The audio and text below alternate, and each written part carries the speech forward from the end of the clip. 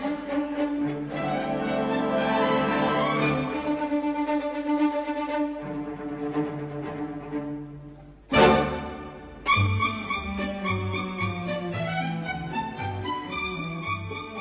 everybody, this is Tony Tominick and Jerry Spencer. we're here for your occasional 1 minute of history or two. Or three. Or three, or maybe five.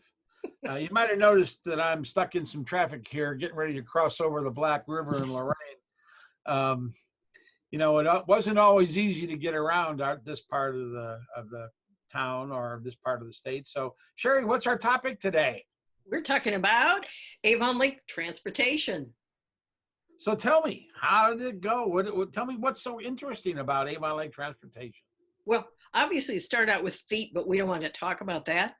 So we're going to talk about horses. It started out with horses. So let's talk about some of Avon Lake's earlier horses of note. We have horses of note? Hello, I'm Mr. Ed. Of note. And Never heard of that before. One horse actually helped deliver notes or mail. Oh, wait a minute. Ba-dum-bum. And we've got this great picture of Vern Miller delivering Avon Lake mail. And he's got this little covered, like a covered carriage.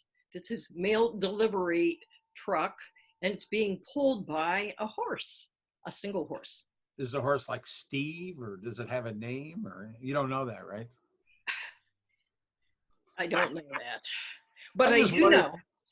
I do know the other horse's name. It was Hattie the horse. Ah. Yeah. And tell me about Hattie. Hattie? Yes. Okay. Hattie the horse was owned by the Beard family, longtime Avon Lake family. And Hattie loved to run. And Hattie was a horse of great speed. And when Hattie would hear the train coming, she wanted to race the train. Like the choo-choo train? Yeah. That could be a dangerous mix right there. That could be a very dangerous mix. But then that segues into our next transportation, and that would be the train. And you know what they used the train for? Yep. Smuggling booze. No, that's not it. No, that would be a different train. Oh. Well, I think it had, what did they use the train for? They used the train for delivering grapes from Avon Lake. Well, other things too. But the thing that we would remember and that we would care most about would be grape delivery. And that was the Nickel Plate Railroad, which it ran through here forever. And I used to love to hear that sound of the train coming through on a still summer night. They'd have all the windows open, and you could hear that, what's that famous lonesome whistle? Yeah. And there's no question that that's exactly what it is. You could hear that thing coming forever. And then we would throw dimes and nickels and pennies out on the tracks as the train went by, and then tried to find them, which we never did. Well, and then the follow-up, of course, to the train, we've got the Lakeshore Electric Railway. And that go ahead. That made its appearance in Avon Lake around 1898. The LSC, as I've always called it, my dad sometimes called it the interurban. Some of the old timers still do, but that went from Cleveland to Detroit eventually, and Norwalk and points south as it grew. Yep. And what street in Avon Lake got its name courtesy of the Lakeshore Electric Railway? Belmar? No.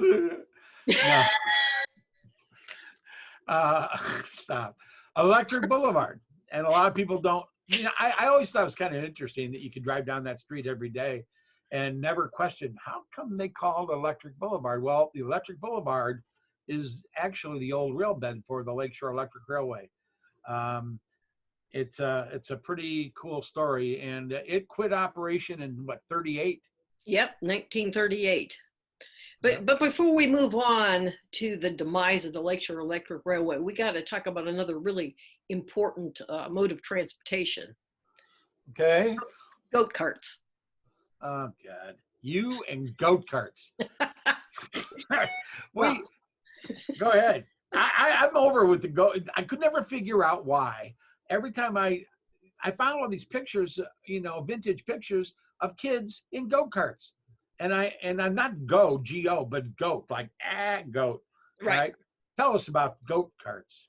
Well, goats could be used on farms to haul things, lighter things. They could pull carts, but a goat was not supposed to pull more than 2 times its weight. So you didn't want to load up the goat cart because then you might cause some injury or harm to your goat.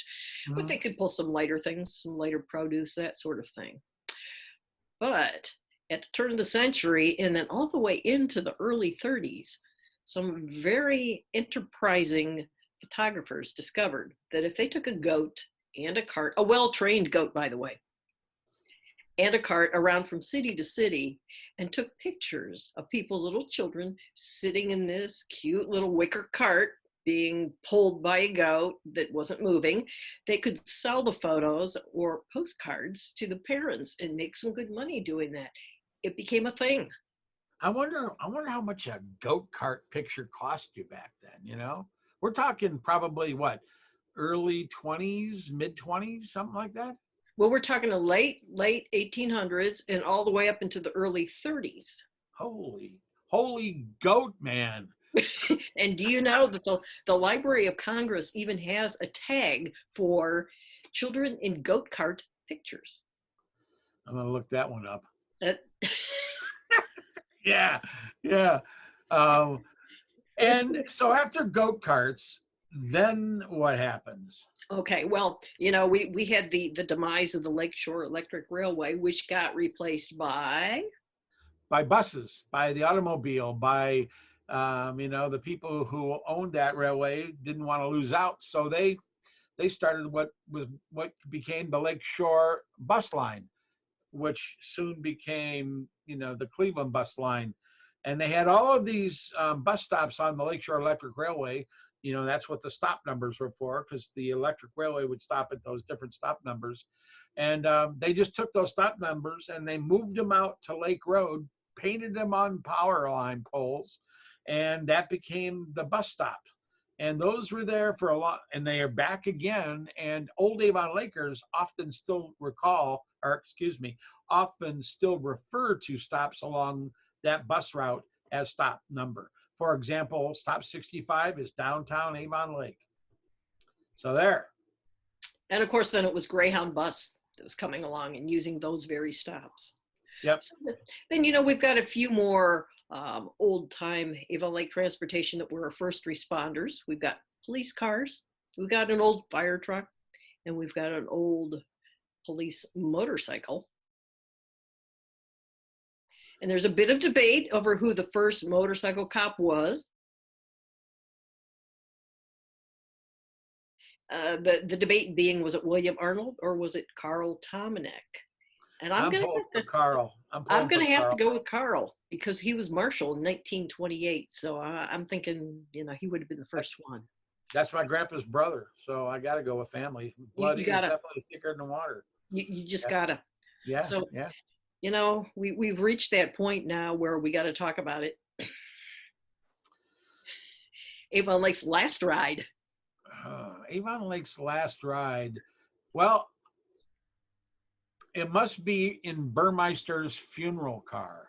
You are so right. But it wasn't marked funeral car. It was marked ambulance. Was that our first ambulance service? That was the first and the only. Wow. And now it's become Bush, right? That's right. And that building that Bush owns was, I think we've got pictures of it when it was just in the early stages of becoming Burmeister's. So we do. Well, I've learned a lot. I hope you have as well out there. We've already gone well past a minute or two, but who cares? I got nothing else better to do. I'm locked down. So You're stuck in traffic. I'm stuck in traffic. So this is Tony Tomanek. And Sherry Spencer. And we'll see you next time on A Minute or Two of History. Out.